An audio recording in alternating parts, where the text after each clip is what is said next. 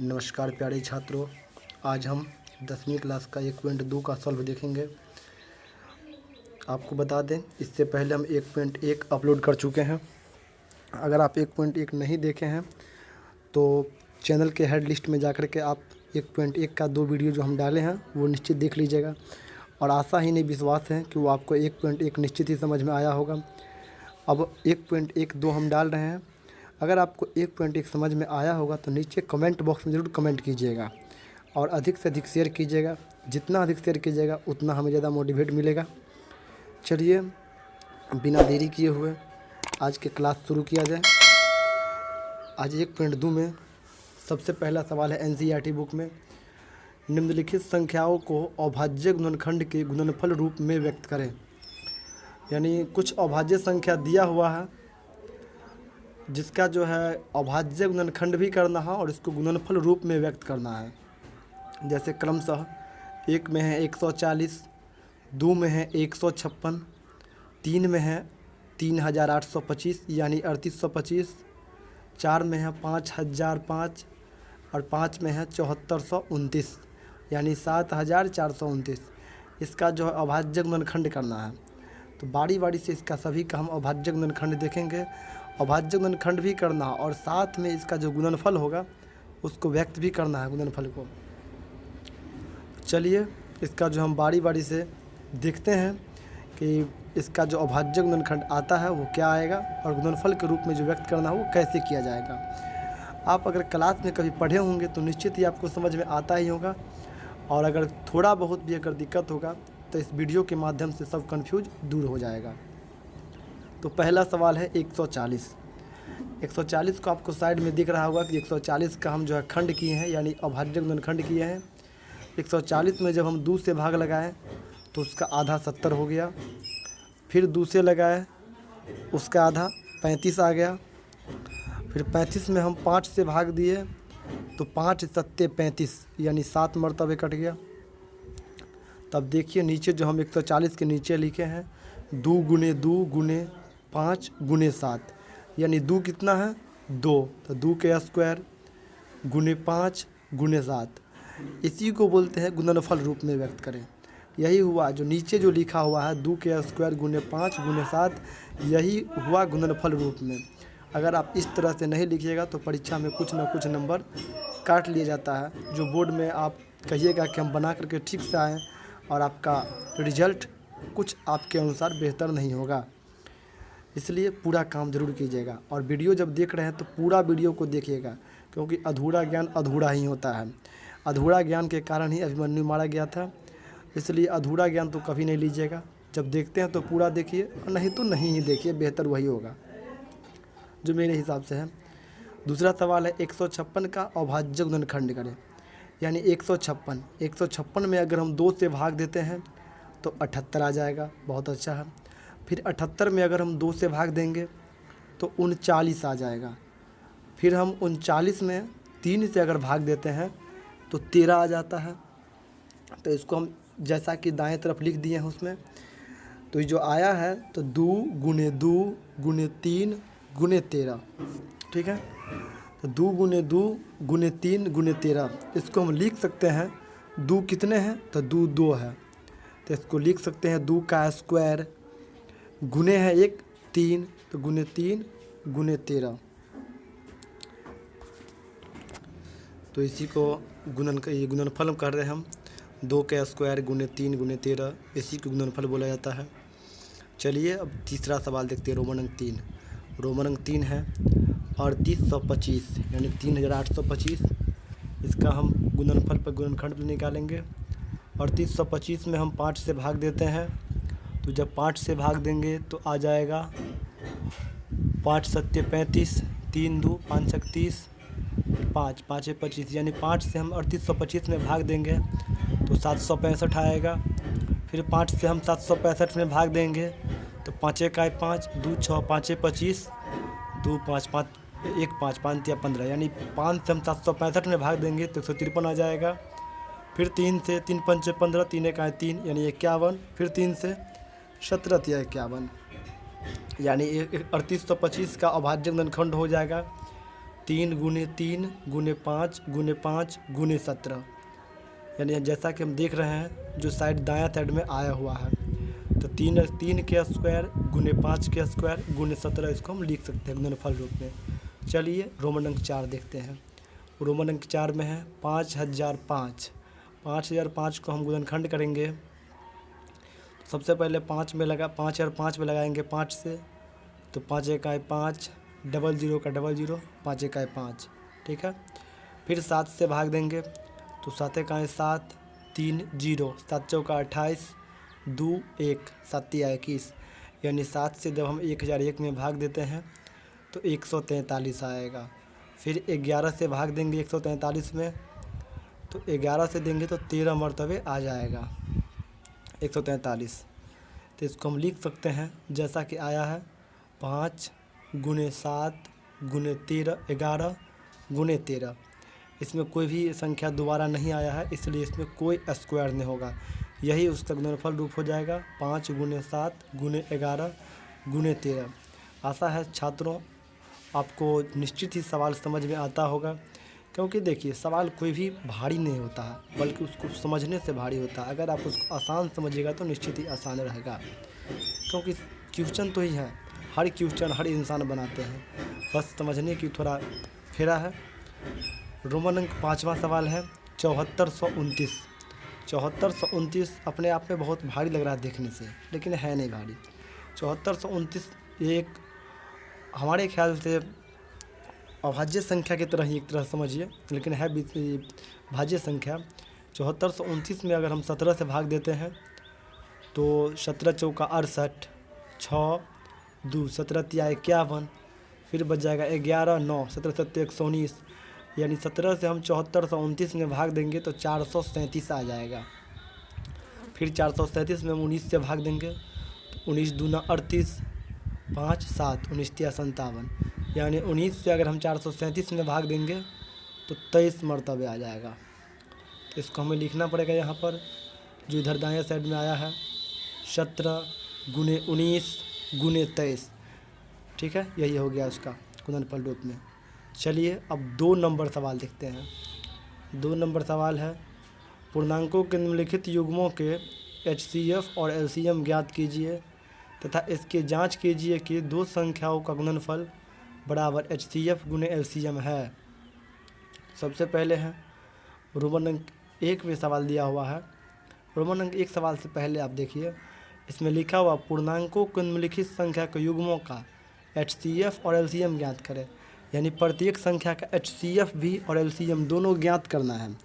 उसके बाद कह रहा है क्या, इसकी जांच भी कीजिए, यानी जांच भी करना है कि दोनों संख्या, जो संख्या दिया हुआ है उसका गुणनफल और जो आएगा HCF और LCM दोनों बराबर है या नहीं। अगर है तो सत्य लिख देना है, नहीं है तो असत्य लिख देना है।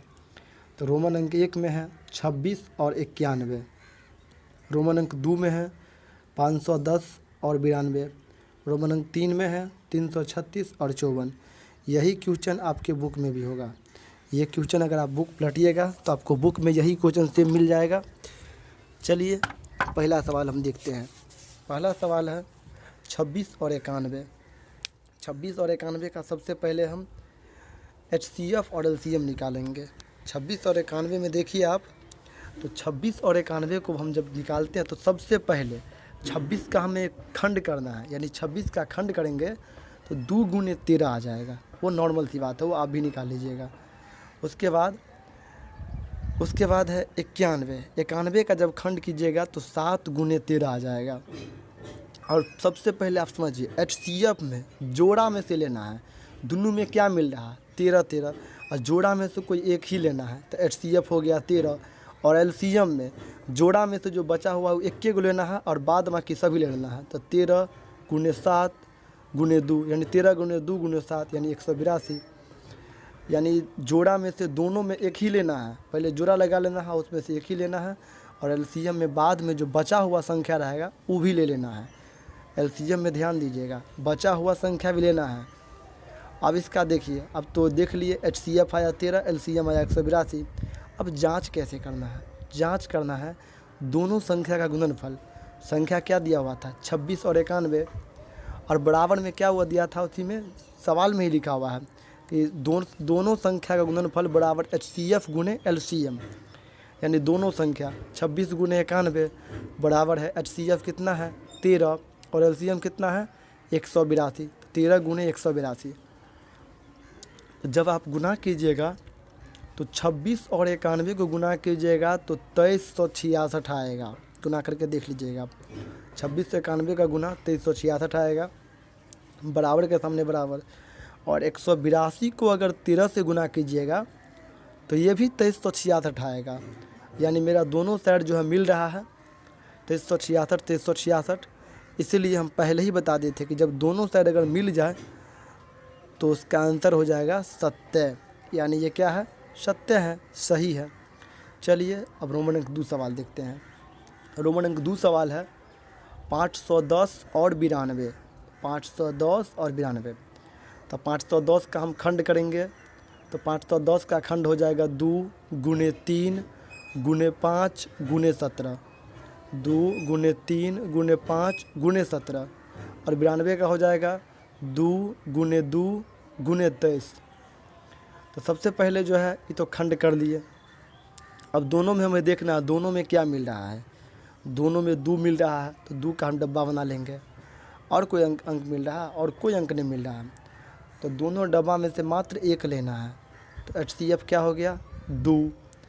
LCM में पहले जोड़ा में से जो जोड़ा लगा हुआ डब्बा उसमें से 1 निकाल लेंगे, और बचा हुआ संख्या जो भी है, बचा हुआ संख्या मतलब डब्बा में के अलावा बचा हुआ संख्या जो भी है सबको समेट लेना है, यानी लिख लेना है। तो लिखेंगे तो हो जाएगा 2 गुने 2 गुने 3 गुने 5 गुने 17 गुने 23, गुना करेंगे तो आ जाएगा 23460। अब इसका जांच देखेंगे हम, तो जांच हो जाएगा दोनों संख्या का गुणनफल, इससे पहले पढ़ चुके हैं। दोनों संख्या का गुणनफल बराबर HCF गुने LCM, यानी दोनों संख्या क्या दिया हुआ है 510 और 92। तो 510 गुने 92 बराबर HCF है 2 और LCM है 23460। तो 2 गुने 23460 लिखना है। 510 और 92 को गुना करेंगे तो 510 और 92 को जब हम गुना करते हैं तो 46,920 आएगा। अब गुना करके आप चेक कर सकते हैं। और जब हम 2 गुने 23460 को गुना करेंगे तो इसका भी 46,920 ही आएगा, यानी दोनों साइड मेरा मिल रहा है। दोनों साइड जब मिल जाए तो समझ लीजिए कि हम पहले ही बता चुके हैं कि दोनों साइड अगर मिल जाए तो वो सत्य हो जाएगा, और दोनों साइड नहीं मिले तो असत्य हो जाएगा। यानी दोनों साइड मेरा मिल गया तो निश्चित ही सत्य है। चलिए अब रोमन अंक 3 देखते हैं। रोमन अंक 3 में है 336 और 54। रोमन अंक 3 में है 336 और 54। सबसे पहले हम 336 का खंड करेंगे। 336 का जब हम खंड करेंगे तो उसका खंड आ जाएगा 2 गुने 2 गुने 2 गुने 2 गुने 3 गुने 7, और 54 का खंड आ जाएगा 2 गुने 3 गुने 3 गुने 3। ये इसका पहले गुणनखंड करेंगे, साथ में जो किए होंगे वही हम लिखे हैं।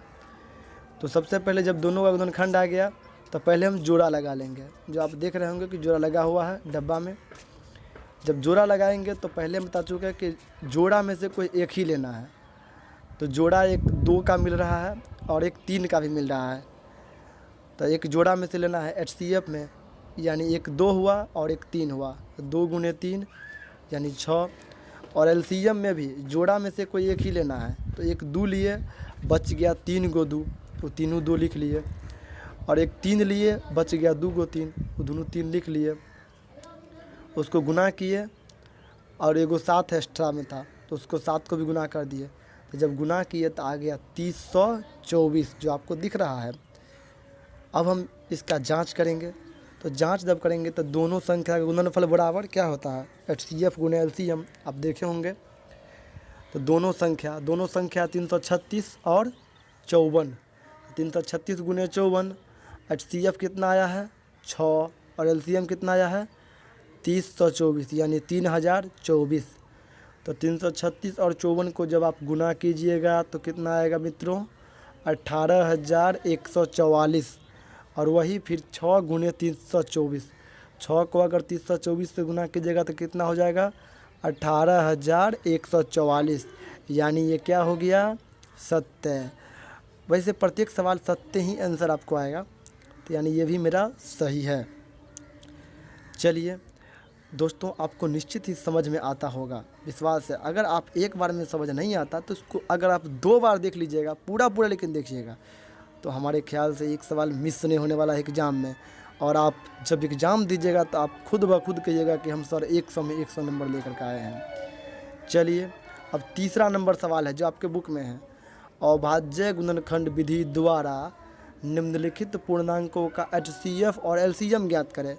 उसमें था जांच भी करना, इसमें सिर्फ HCF LCM ज्ञात करना है। ठीक है, बहुत ही अच्छा सवाल है। सिर्फ HCF LCM ही निकालना है, इससे पहले आप सीख चुके हैं। पहला सवाल है 12, 15 और 21। रोमन अंक 2 में सवाल है 17, 23 और 29। रोमन अंक 3 में सवाल है 8, 9 और 25। जो आपके बुक में अवेलेबल है, NCERT का अगर बुक आप पढ़ते होंगे तो अवेलेबल है।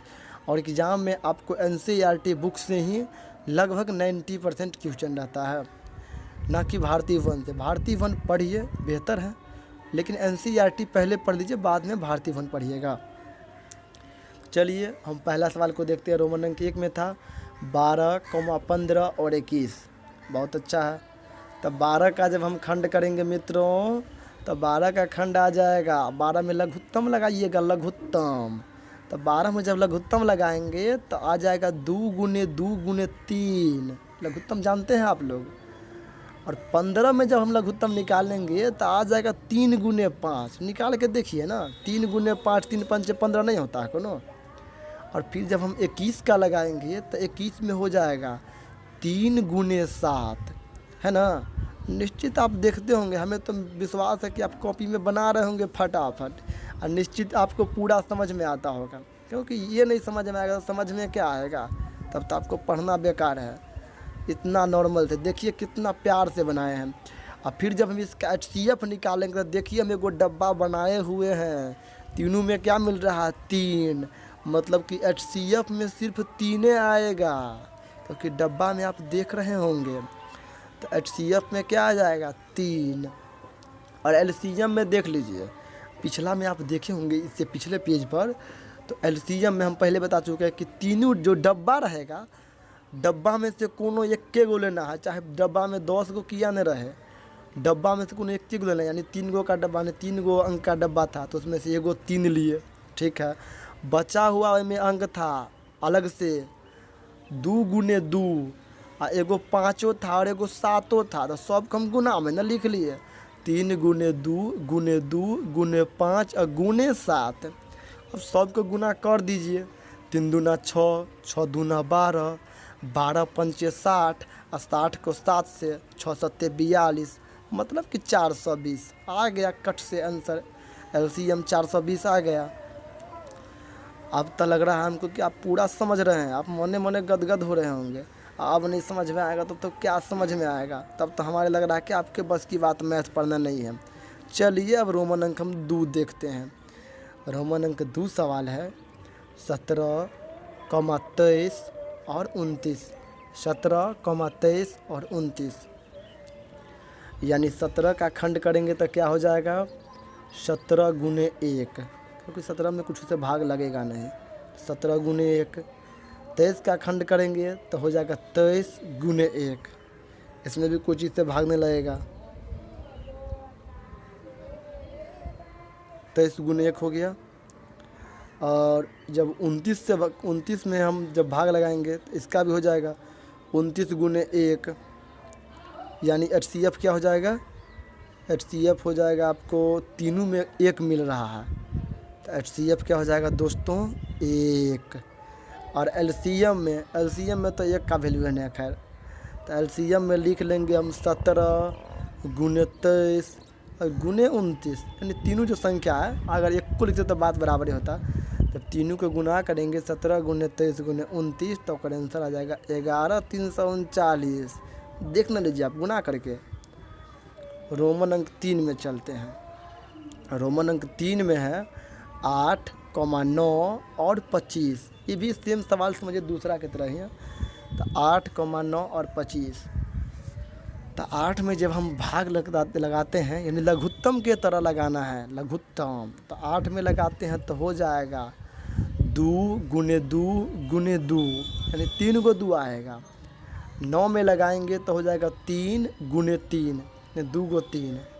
25 में लगाएंगे तो हो जाएगा 5 गुने 5। यानी इसमें देख रहे हैं कि कुछो नहीं मिल रहा है। आपको मालूम होना चाहिए जब कुछो नहीं मिलता है तो HCF मतलब मौसौ एक होता है, जब कुछ नहीं मिले तो मौसौ एक ही होगा। और LCM कुछ नहीं मिलता तो LCM सब भी लिख लेंगे ना, हम पहले बता दिए थे ना कि डब्बा के अलावा जो बचे सब लिख लेना। इसमें डब्बा है ही नहीं तो सब तो लिखना ही है हमको, तो लिख लेंगे 2 गुने 2 गुने 2, 3 गुने 3 और 5 गुने 5, 1800 हो गया। चलिए अब हम चौथा सवाल देखते हैं, आपके बुक में है। चौथा सवाल है HCF 306,657, 306,657 बराबर 9 दिया है, पहले से दिल है। LCM 306,657 ज्ञात करना है। यानी हमें HCF देले है और हमें LCM मतलब लघुत्तम निकालना है। तो LCM का सूत्र आपको मालूम है। LCM का सूत्र होता है दोनों संख्या का गुणनफल बट्टा में HCF। दो को संख्या देल है 306 और गुने 657, गुणनफल मतलब गुना होता है। तो 306 गुने 657, HCF 9 देल है तो HCF बट्टा में देंगे 9, और 9 से काटेंगे जब हम 306 को तो 34 मरतबे कट जाएगा, मतलब भाग देंगे 306 को तो 34 मरतबे भाग लग जाएगा। आप गुना कर देंगे 34 गुने 657, 34 गुने 657 आराम से कट से ना आ जाएगा 22,338। अब उन्हें समझ में आएगा सवाल। कौन कहता सवाल समझ में नहीं आएगा? सवाल तो दौड़ के समझ में आएगा। आप समझिए ना ठीक से, एक बार देखिएगा आँख से तो पूरा समझ में आ जाएगा। चलिए अब 5वीं सवाल को देख लेते हैं। 5वीं सवाल ये सिद्ध करने वाला है। जब ये जांच कीजिए का मतलब होता है सिद्ध करने वाला। तो जांच कीजिए कि क्या किसी प्राकृत संख्या n के लिए संख्या 6n अंक 0 पर समाप्त हो सकती है। ठीक है, तो में लिखेंगे, कह रहा है कि 6n के अंक में 0 आएगा, हम आएगा कि नहीं आएगा हम देख लेते हैं हम ना। तो लिखेंगे पहले माना कि संख्या n, तो प्रश्न से संख्या n मान लिए, ठीक है। तो संख्या 6n शून्य पर समाप्त होने के लिए उससे 5 से विभाज्य होना होगा। यानी संख्या 6n अगर शून्य पर समाप्त तभी हो सकता है जब वो 5 से विभाज्य हो, यानी 5 से कट जाएगा। और यह संभव नहीं है क्योंकि 6n बराबर 2 गुने 3n। कैसे संभव होगा? 6 में कोनो 5 से भाग लाएगा? बुड़बक हो, 5 से भाग देंगे अगर 6 में तो 5 का 5 कटवे नहीं करेगा। इसलिए हो गया 6 का खंड करे हैं तो हो गया 2 गुने 3 n के n, क्योंकि n तो हमको मालूम नहीं है, n तो हम n छोड़ दिए हैं। तो फिर है इसी में, इसीलिए देख लीजिए नीचा 2 गुने 3 के पावर n के नीचा 3 को जो बुनका दिख रहे हैं उसको बोलते हैं इसीलिए। इसीलिए 6n के अंत में 0 नहीं आ सकता है, इसी कारण 6n 0 पर समाप्त नहीं होगा। चलिए मित्रों, आपको निश्चित समझ में आ गया होगा। अगर नहीं समझ में आता तो सवाल को कॉपी में उतार दिया कीजिए और एक बार देखिएगा अपने से बना करके, देखिए कैसे समझ में नहीं आता है। और हाँ, वीडियो देखते हैं तो अपना दोस्तों को शेयर करना नहीं भूलिएगा, नहीं तो अकेले अगर कपटी मित्र बनिएगा तो कईयों ने आगे बढ़िएगा। कपटी मित्र आगे नहीं बढ़ता है, ठीक है ना। अपने दोस्तों में शेयर ज़रूर कीजिएगा और चालाकी भी नहीं कीजिएगा। चैनल पे सब्सक्राइब ज़रूर कर दीजिएगा और कमेंट करना बिल्कुल नहीं भूलिएगा, तो कमेंट कीजिएगा तब ना हमको भी मज़ा आएगा वीडियो बनाने में। चलिए अब हम अगला सवाल देखते हैं। 4 नंबर हो चुका, 5 नंबर हो चुका है। चलिए 6ठा नंबर सवाल देखते हैं। 6ठा नंबर क्या कहता है? 6ठा नंबर सवाल है, व्याख्या कीजिए कि 7 गुने 11 गुने 13 प्लस 13 और 7 गुने 6 गुने 5 गुने 4 गुने 3 गुने 2 गुने 1 प्लस 5 भाज्य संख्याएँ क्यों हैं? मतलब ये कह रहा है कि ये तो है भाज्य संख्या, लेकिन क्यों है? क्योंकि हमें सातों है, पाँचों है, तीनों है, फिर भी क्यों भाज्य संख्या है? तो अब इसको दिखाना है। व्याख्या मतलब होता है समझाना, यानी सिद्ध करना।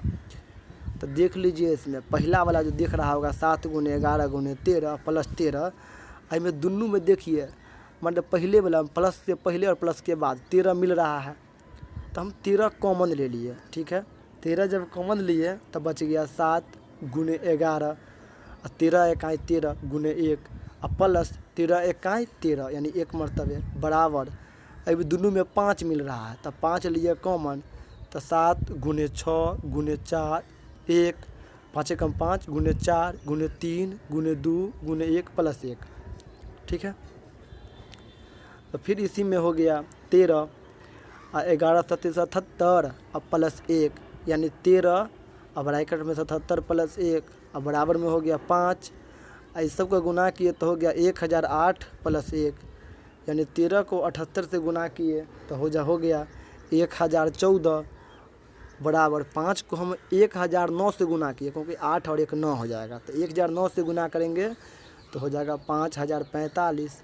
अब हमें बताना है कि अतः यह दोनों संख्या किसी भी अन्य संख्या से विभाजित है, क्योंकि हाँ मालूम है 1014 जो है 2 से ज़रूर कट जाएगा और 5045 भी 5 से कट जाएगा। जब ये कट जाएगा एक और अन्य संख्या से अलावा, उसके अलावा संख्या से, तो यह भाज्य तो निश्चित होगा, इसीलिए यह भाज्य है।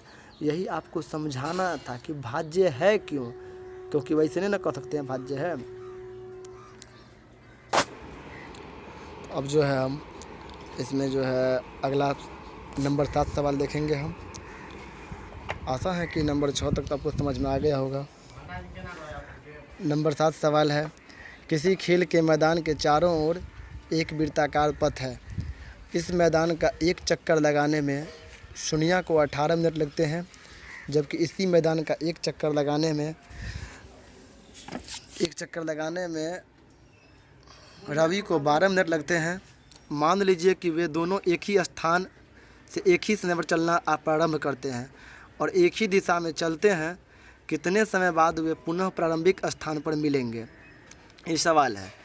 सोनिया और ये जो है रवि, वो एक स्थान से शुरू करते हैं अपना यात्रा, और मान लीजिए कि किसी स्थान पे जाते हैं तो सोनिया को जो है 18 मिनट लगता है। मान लीजिए एगो वृत्ताकार पथ है, वृत्ताकार रास्ता, वृत्त समझते हैं ना, तो वृत्ताकार पथ जो है साइड में होता है रास्ता, तो रास्ता पर चलना शुरू करते हैं तो सोनिया को 18 मिनट लगा और रवि को 12 मिनट लगा, तो दोनों एक ही समय में शुरू किया, तो दोनों को जो है पूरा प्रारंभ में एक जगह मिलने पर कितना समय लगेगा? तो ठीक है, ऐसा सवाल तो नॉर्मल सवाल है। जब ये रेखा वाला रहे, रास्ता वाला रहे, तो दोनों का लघुत्तम चुट से निकालना दीजिए। तो 18,12 का लघुत्तम निकालेंगे। 2 से 2 नमा 18 और 2 छक्के 12, फिर 3 से 3 तिया 9, 3 दूना 6, गुना कीजिए 2 गुने 3 गुने 3 गुने 2, यानी 2 तिया 6, 6 त्रिक 18, 18 दूना 36 मिनट बाद दोनों एक जगह मिल जाएगा, दोनों का मिलान हो जाएगा 36 मिनट बाद सोनिया और रवि का।